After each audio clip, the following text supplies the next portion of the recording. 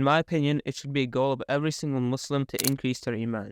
I mean, you probably have goals for other aspects of your life, maybe your fitness, maybe your studies or your business, but make sure you also have a goal for Islam as well. And a while ago, I had this idea. What can I do to increase my iman? Something that's very practical and trackable, right? Something that's a clear-cut goal.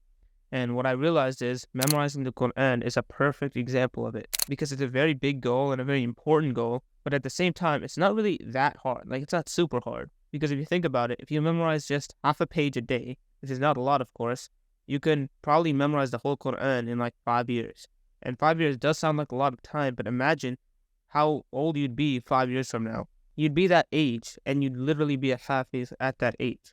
And you could either just let that time pass normally and not be a hafiz, or just take the time to do a little bit of work every single day and be a hafiz, which is an incredible feat. So if you're on a really simple goal and really simple target to reach and increase your iman for, I believe memorizing the Quran or attempting to memorize the Quran is one of the best things you can do. And it's honestly one of the most life-changing things you could do in many aspects of your life. Many aspects such as your discipline, your consistency. It tests a lot of these things, not just, how good you can memorize. And I've only been memorizing for a little bit, so I'm not a hafiz or anything crazy. Right? I haven't memorized a super good amount, but I feel like I've made good progress. And anyone can actually, because a lot of people unfortunately have limiting beliefs when it comes to Quran memorization. Like maybe they feel like they can't do it, maybe they feel like they're too old, or their memory can't do it. But all of these are just trash, and you should get these out of your mind. So inshallah, I'll explain to you how I started memorizing Quran myself and how you can too, and set it as a goal yourself to be accomplished within a reasonable amount of time. First thing you need to understand is limiting beliefs. Now, one of the biggest limiting beliefs you'll have is, first of all, they're too old or they just can't memorize. Now, I hear people talking about this, right? And honestly, it kind of boggles my mind. People say things such as, oh, I just have a really bad memory. I can't do anything about my memory. Every time I try to memorize, I just forget. Well, what I would say to that is there's a couple of reasons for it. And, do you feel like you're stuck this way for the rest of your life? Like you can't increase your memory? The best memorizers in the world were not always just really, really good memorizers. That's a skill that you need to develop. And as you, try and memorize the Quran more and more, you'll develop that skill. And I know this in my own personal experience. Before, when I, started my memorization journey, I was very bad at memorization, right? It took me a long time to memorize just half a page.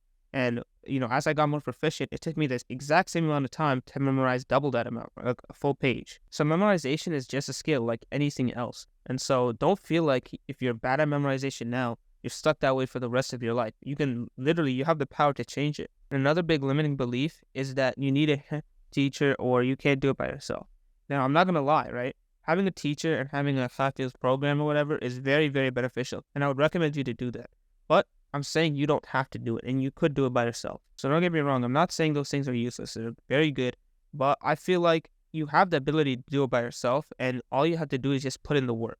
And if you put in the work, you're eventually going to get results. Even if you can make as much progress, there's literally no harm in trying. Because even if your goal is to memorize the whole Quran and you only memorize 10 juz or 15 juz, that's still memorized 15 juz. That's a great accomplishment, and it's definitely going to increase your iman a lot. So in my opinion, there's no harm in trying for yourself and trying to memorize the Quran as much as you can by yourself. Basically, what I'm trying to instill in you is that memorizing the Quran and memorization in general is a skill. And you can work on it yourself just through your hard work and consistency.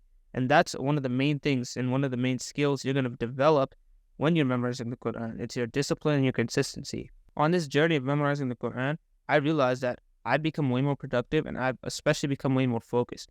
And the reason why is because memorizing the Quran demands these things.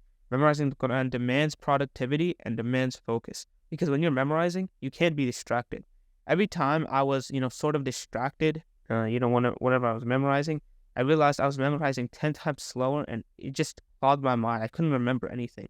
And the same thing with productivity, right? I had to be productive. I had to be consistent when I'm memorizing Quran.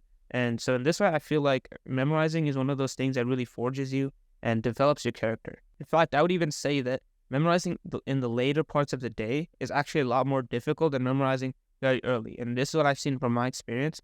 And the reason why is because in the later parts of the day, your whole day is finished, or you got past your whole day, which means you've done all these tasks and your brain is kind of worn out compared to in the beginning of the day where your brain is fresh and new.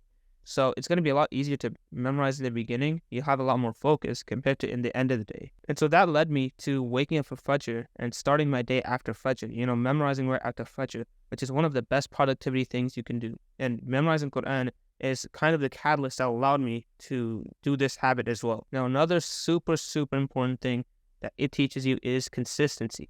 Consistency when memorizing Quran is the absolute, maybe the most number one thing that you need to understand and you need to apply in your memorization journey. Me personally, I've had decent consistency. For a long time, I was very consistent. I would pretty much never miss days. But there were a few, moments in my whole journey where I feel like I've just been missing days for whatever reason, right? Maybe it's because there was a break, or maybe it's because something happened in my life.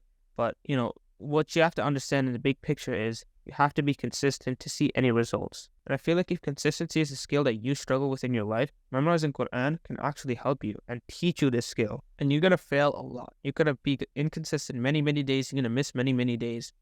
But I just want you to get back from those failures, because that's how you actually learn. You can't learn to be consistent without at some point being inconsistent and missing days. The only way is through failure. So the way I see it, memorizing Quran turns you into so much of a better person and increases you in so many good character traits. Your discipline, your productivity, your consistency. So there's no reason not to do it. And the best part is it's one of the most pleasing deeds to Allah, right?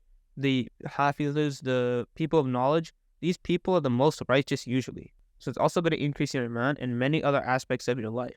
And one of the beautiful things that one of the reasons why I started my Quran journey was, I don't really remember exactly who said this, but it basically said that some people just get more benefits in life and more risk and, just more mercy from Allah in general if they memorize the Quran by heart. They just feel like that their life is going in the right direction and they're getting things for free. And that only happens when you memorize Quran, because this is a deed that's very pleasing to Allah. So I really urge you to memorize Quran. And if you are doing it, or if you want to do it, I'll give you some tips on how to actually, increase your memorization and make it easier for yourself.